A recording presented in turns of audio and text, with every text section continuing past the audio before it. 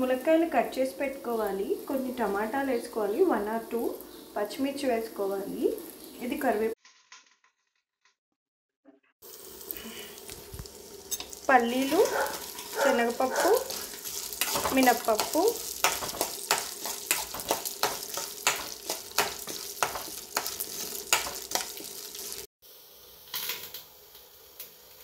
ఇవన్నీ మిక్సీలో వేసేసుకోవాలి. అదే పెనంలో ఆయిల్ పచ్చిమిర్చి వేసుకోవాలి, కరివేపాకు, కట్ చేసి పెట్టుకున్న ముల్లంగిని కూడా దాంట్లో వేసి, టమాటాలను కట్ చేసుకున్నాం కదా అవి కూడా దీంట్లో వేసేసుకోవాలి.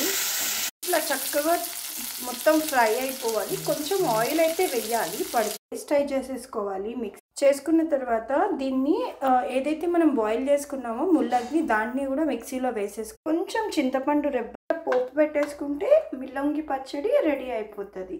అంటే ముల్లంగి అనేది యూజువల్గా మనం తినడానికి ఇష్టపడం, సో అలా ఇలా ముల్లంగిని మనం కన్జ్యూమ్ చేసామనుకోండి చాలా మంచిది హెల్త్కి.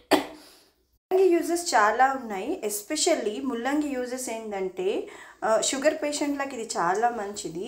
కిడ్నీలో స్టోన్స్, జిఐటి ఇన్ఫెక్షన్స్ ఏదన్నా ఉన్న వాళ్ళకి దీన్ని కన్జ్యూమ్ చేయడం వల్ల చాలా చాలా రిజల్ట్ అనేది చాలా తొందరగా వస్తుంది.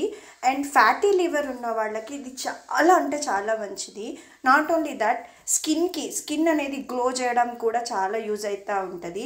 అండ్ సోడియం, పొటాషియం ఎలక్ట్రోలైట్స్ అంటారు, వీటిని బ్యాలెన్స్ చేయడానికి కూడా ఈ ముల్లంగి అనేది చాలా యూజ్ అవుతూ ఉంటుంది. ఎస్పెషల్లీ ఉమెన్స్లో యూటీఐ ఇన్ఫెక్షన్స్ చాలా ఫ్రీక్వెంట్గా చూస్తుంటాం, దానికి కూడా ఈ ముల్లంగి అనేది చాలా best. Not only that, weight reduction ట్రీట్మెంట్లో ఉన్న వాళ్ళకి ఇది చాలా ఏదో రకంగా కన్జ్యూమ్ చేస్తే చాలా మంచి